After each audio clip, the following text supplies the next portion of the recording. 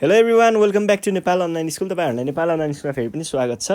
हामी आइटिबेस्ट लर्निङ प्लेटफर्ममा पढ्दैछौँ र यो पढ्ने क्रममा चाहिँ हामी ग्रेड 10 को कम्पलसरी म्याथमेटिक्स भन्ने सब्जेक्ट पढिरहेको छौँ। र कम्पलसरी म्याथमेटिक्समा मैले तपाईँहरूलाई योभन्दा अगाडिको सिरिजमा चाहिँ मेन्सुरेसन अन्तर्गत स्पियर एन्ड हेमिस्पियर भन्ने टपिक पढाइरहेको थिएँ र स्पियर एन्ड हेमिस्पियरमा चाहिँ हामीले योभन्दा अगाडि सर्ट क्वेसन एन्सर चाहिँ सल्भ गऱ्यौँ, स्पियर र हेमिस्पियरसँग रिलेटेड सर्ट क्वेसन एन्सरहरू। भने आजको यो सिरिजमा चाहिँ हामी त्यही सर्ट क्वेसन एन्सर नै कन्टिन्यू गर्छौँ है त। ल मसँग क्वेसनहरू यहाँ छ, अब हामी त्यही सुरु गर्छौँ। ल क्वेसनले के भनिरहेको छ भन्ने कुराहरू हेरौँ है त।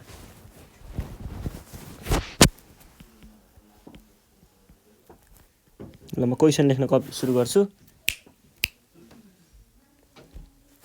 यहाँनिर के भन्दैछ, the volume of sphere is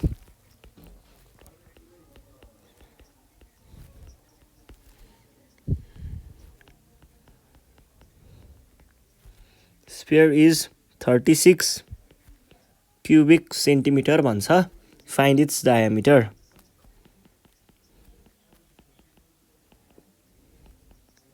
हेर्नुहोस् है, गाह्रो कुरा केही पनि छैन है। यहाँनिर हामीलाई के दिएको छ, के गर्ने भन्ने कुराहरू बुझ्नु मात्रै पर्यो।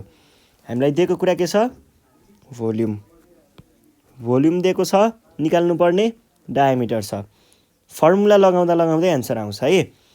थाहा छ भने डायामिटरकै फर्मुला युज गर्नुहोस्, थाहा छैन भनेदेखि रेडियसको फर्मुला युज गरेर पछि डायामिटरमा चेन्ज गर्दा पनि पाउनुहुन्छ। दुवै तरिकाले गर्छौँ हामी चाहिँ। ल हेर्नुहोस् है, पहिलो तरिका भनेको के भयो, डायामिटरको नै फर्मुला युज गर्ने। डायामिटरको नै फर्मुला युज गर्नको लागि हामीलाई के थाहा छ त,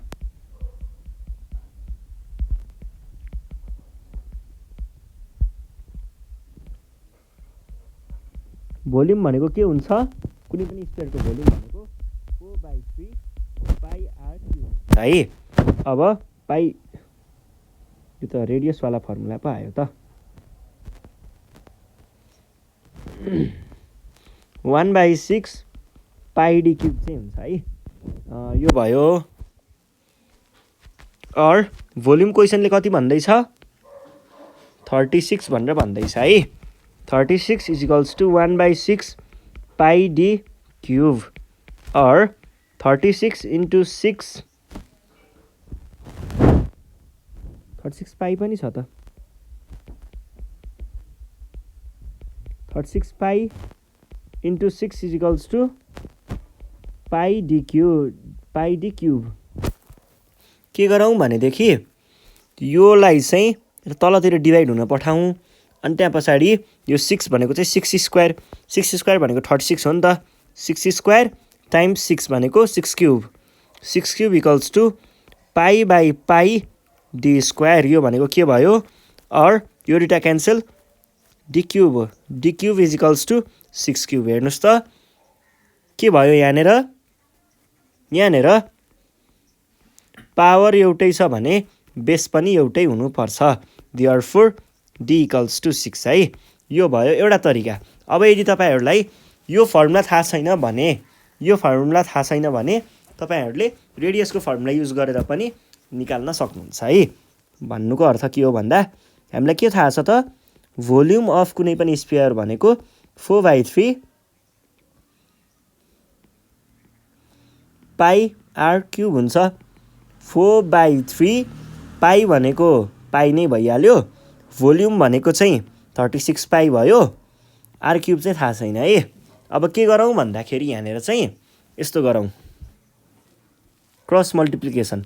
यसलाई यता लैजानुहोस्, यसलाई माथितिर मल्टिप्लाई गर्नुहोस् र यसलाई चाहिँ काटिदिनुहोस् है। के हुने भयो त, यो भनेको अर 36 into 3/4 is equals to r cube. अर 9 into 3 is equals to r cube. 9 भनेको 3 स्क्वायर, 3 स्क्वायर 27 भनेको 3 cube. 3 cube equals to r cube. अर हेर्नुहोस् है, पावरहरू एउटै भएपछि बेस पनि एउटै हुनुपर्छ भने पछाडि के आउने भयो त, आरको भ्यालु 3 आउने भयो है। आर इक्वल्स टु 3 भयो। वी नो, हामीलाई थाहा छ नि त डी भनेको 2r हो भनेर 2 टाइम्स 3 भनेको 6 कुरा एउटै आयो। ल केमा दिएको थियो सेन्टिमिटरमा दिएको थियो भनेपछि लास्टमा सेन्टिमिटर लेख्न नबिर्सिने है त। सकियो है कुरा। ल अब अर्को क्वेसन हेरौँ। अर्को क्वेसन पनि यस्तै हो कि सबै सजिलो हुन्छ, बस कहिलेकाहीँ चाहिँ अलिकति दुःख दिन सक्छ, त्यही हो है।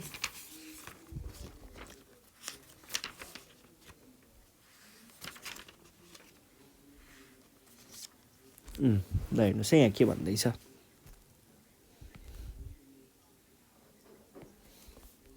If the volume of a spherical object is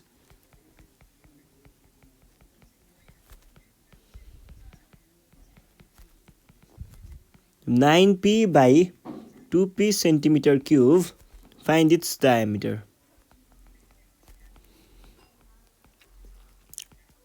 ठ्याक्कै अगाडिको जस्तै कुरा छ, कुरा केही पनि फरक छैन माथिकोसँग।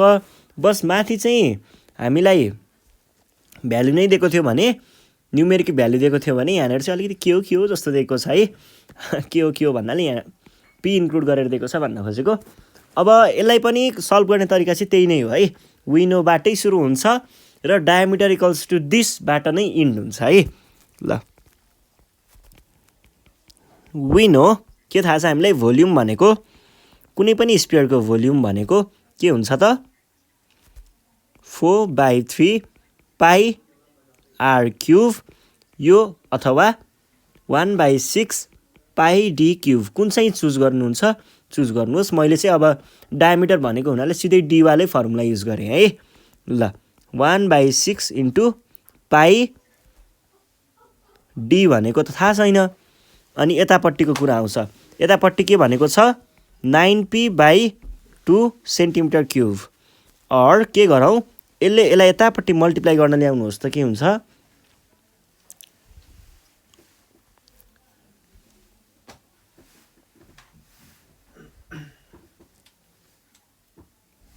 के हुन्छ भन्नुहोस् त 9p इन्टु 6/2 3 भएको हो है। अनि पाई डी क्युब। अब हेर्नुहोस् है ट्विस्ट, कहानीमा ट्विस्ट आउँछ। अब यो पी छ नि, यो पी भनेको पाई पनि डिनोट गर्छ है कहिलेकाहीँ, त्यही भएर मैले यो पीवाला केस लिएको। यो पीले पाई पनि डिनोट गर्छ, यो दुइटा पी भनेको पाई पनि हो, यसलाई र यसलाई काट्न सकिन्छ है। ल अब के हुने भयो त 9 into 3 equals to d cube, अर d cube is equals to 3 cube, or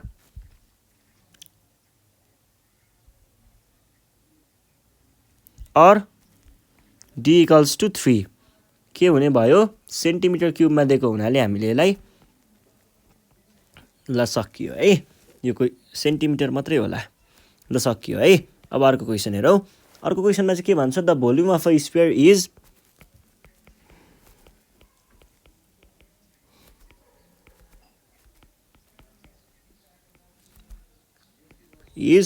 3880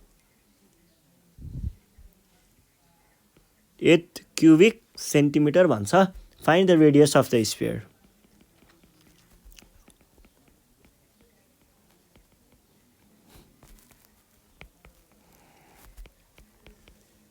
केही गाह्रो कुरा छ होला त यसमा, सोच्नुहोस् त।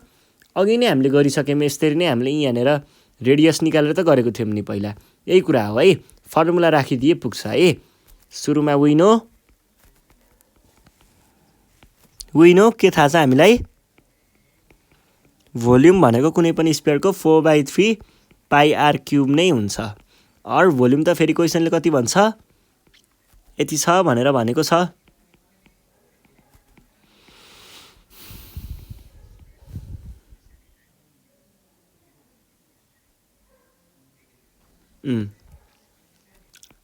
अर यसलाई यता मल्टिप्लाई गर्ने, यसलाई यता मल्टिप्लाई गर्ने, क्रस मल्टिप्लिकेसनको कन्सेप्ट है। 08 इन्टु 4/3 इज इक्वल्स टु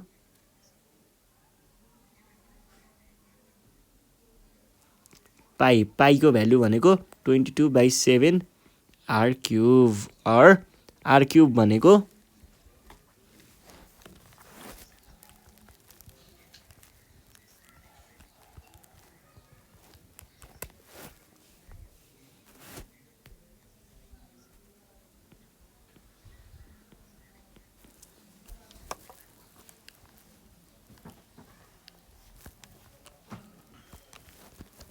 यो भनेको आयो 29106 अनि यो 22 तल यो 7 माथि भने पछाडि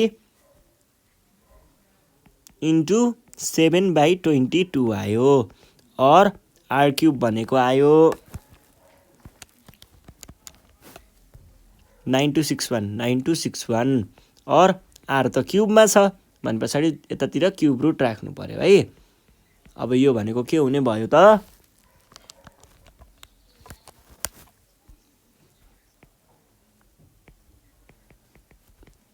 21 आयो र यही नै हाम्रो के हो त एन्सर हो है। सजिलो कुरा थियो, केही पनि थिएन त्यस्तो घुमाएको।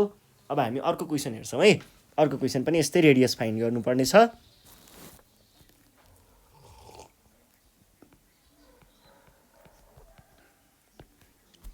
If the volume of a hemisphere is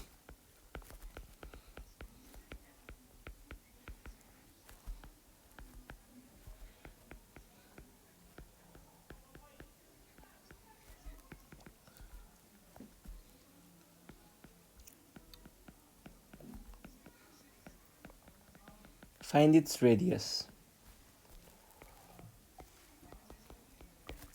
ल यो भयो है।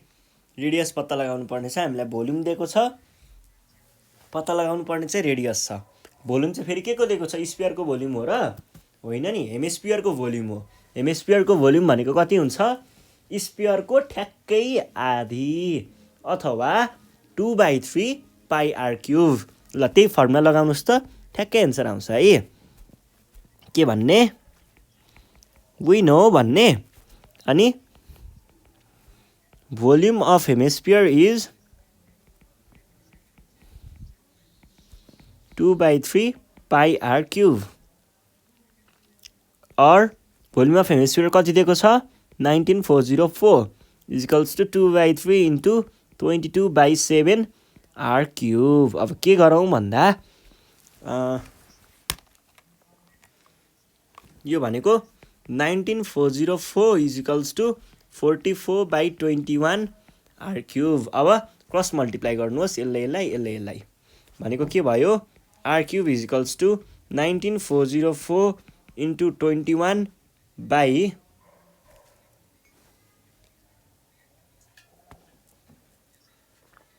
44 हुने भयो है। 44 कहाँबाट आयो? माथिबाट क्रस मल्टिप्लाई भएर आएको है। ल भने पछाडि कति हुने रहेछ त? 44। त्यसो भए आर क्युब भनेको कति हुने भयो? 19404 टाइम्स 21 डिभाइडेड बाई 44 भनेको कति आयो? 9261। आर क्युबको भ्यालु 9261 है। ल 9261 भनेको के को क्युब हो? हेर्नुहोस् है, आर भने पछाडि यतापट्टि के हुनु पर्यो? क्युब रुट हुनु पर्यो 9261। यो भनेको चाहिँ कति आउँदो रहेछ भन्दा 21 सेन्टिमिटर आउँदो रहेछ है त। र यो नै हाम्रो के भयो त? एन्सर भयो है। ल अब नेक्स्ट क्वेसनतिर जाउँ। हामीलाई नेक्स्ट क्वेसन पनि यस्तै खालको नै सोधेको छ, त्यस्तो धेरै ल्याङल्याङ गरेको छैन क्वेसनले। के भन्दैछ? The surface of a sphere is surface area है। The surface area of a sphere is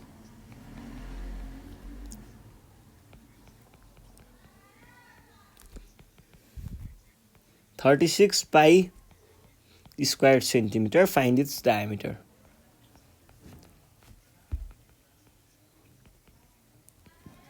केही पनि गाह्रो कुरा छैन है। हामीलाई surface area of a sphere भनेको थाहा छ नि है। फर्मुला याद छ? Surface area of a sphere भनेको 4 पाई आर स्क्वायर थियो है। भनेपछि हामीले के भन्न सक्यौँ त? We know surface area of a sphere equals to 4 pi r cube। or surface area त क्वेसनले पनि दिएको छ, कति 36 pi square centimetre equals to pi r square हो है। यो भनेको 4 पाई आर स्क्वायर अर यो 4 छ नि यो 4 लाई तलपट्टि पठाउनुस् त डिभाइड हुनको लागि अनि पाई बाई पाई पनि आयो है। यो पाई नि तल जाओस् इक्वल्स टु आर स्क्वायर अर आर स्क्वायर इक्वल्स टु हेर्नुहोस् है यहाँनिर के भयो पाई र पाई त काटियो 36/4 भनेको 9 हो है 9 अर आर भनेको अन्डर रुट भित्र 9 अन्डर रुट भित्र 9 भनेको 3 हो है 3 सेन्टिमिटर मैले डाइरेक्ट लेखेँ सेन्टिमिटर चाहिँ यहाँनिर सेन्टिमिटर भएको हुनाले लेखेको हो है र युनिट लेख्न एकदमै जरुरी छ है युनिट लेख्नु भएन भने मार्क्स जान सक्छ ख्याल गर्नु पर्यो। ल अब अर्को क्वेसन हेरौँ के भन्दैछ अर्को क्वेसन पनि यस्तै नै छ त्यस्तो गाह्रो केही पनि छैन। यहाँनिर के भन्दैछ भन्दाखेरि the TSA of a sphere A is equals to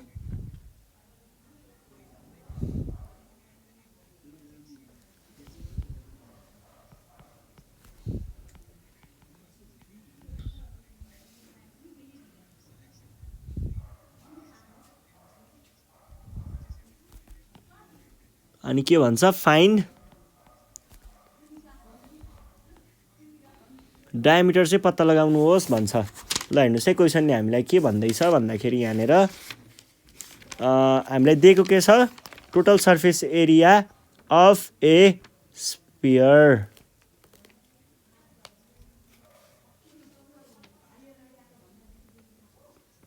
total surface area of a sphere भनेको छ पत्ता लगाउनु पर्ने के छ डायमिटर। दुईटा तरिका छ है यहाँनिर तपाईहरुलाई अब थाहा छ कि छैन कतिलाई फर्मुलासँग खेल्ने हो फर्मुलामा यदि डायमिटर वाला फर्मुला छ भने डायमिटर वाला फर्मुला युज गर्ने रेडियस वाला थाहा छ भने रेडियस वाला फर्मुला युज गर्ने सजिलो कुरा छ है। ल अब फर्मुलाहरु मैले दुवै तरिकाले गराइदिन्छु यहाँनिर पहिला हामी डाइरेक्ट डायमिटरै निकाल्ने तरिकाले गरौँ है। पहिलो कुरा त TSA अफ स्फियर भनेको के हो TSA अफ स्फियर भनेको कर्व सर्फेस एरिया पनि भन्न सकिन्छ त्यसलाई सर्फेस एरिया पनि भन्न सकिन्छ है। हाम्रो स्फियरको सबै एरिया जुनसुकै भागमा पनि एरिया कर्व भएको हुनाले हामीले यहाँ कर्व र टोटल भनेर छुट्याउँदैनौँ यो चाहिँ सबै CSA अथवा TSA अथवा सर्फेस एरिया सबै एउटै हुन्छ है।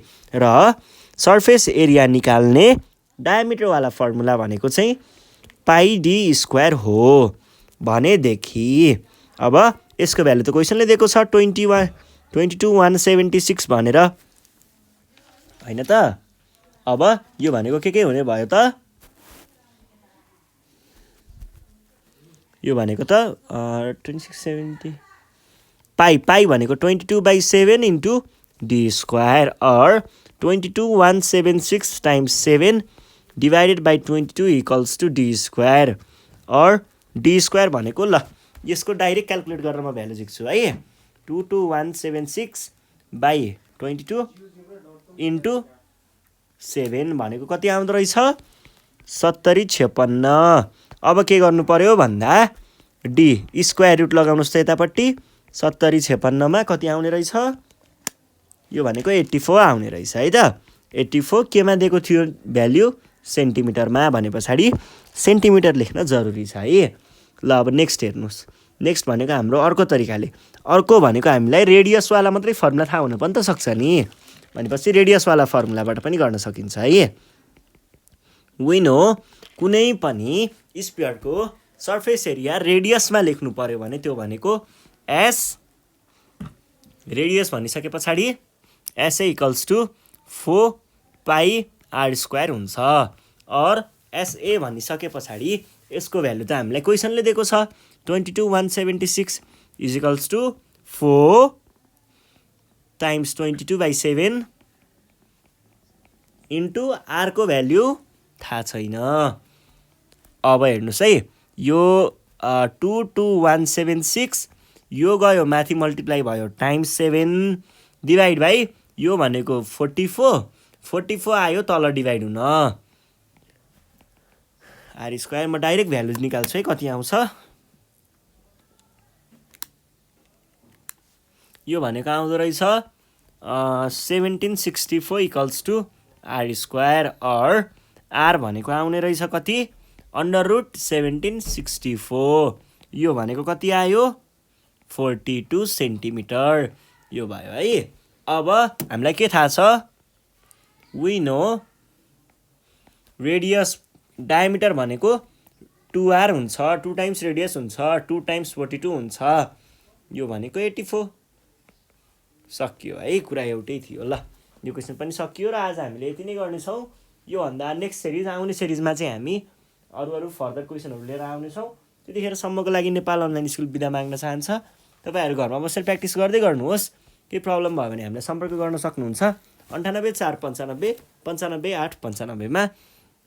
ल आजको लागि यति नै थियो। साथीहरूलाई भिडियो सेयर गर्दै गर्नु होला र सब्सक्राइब गर्न नबिर्सिनु होला है त। धन्यवाद।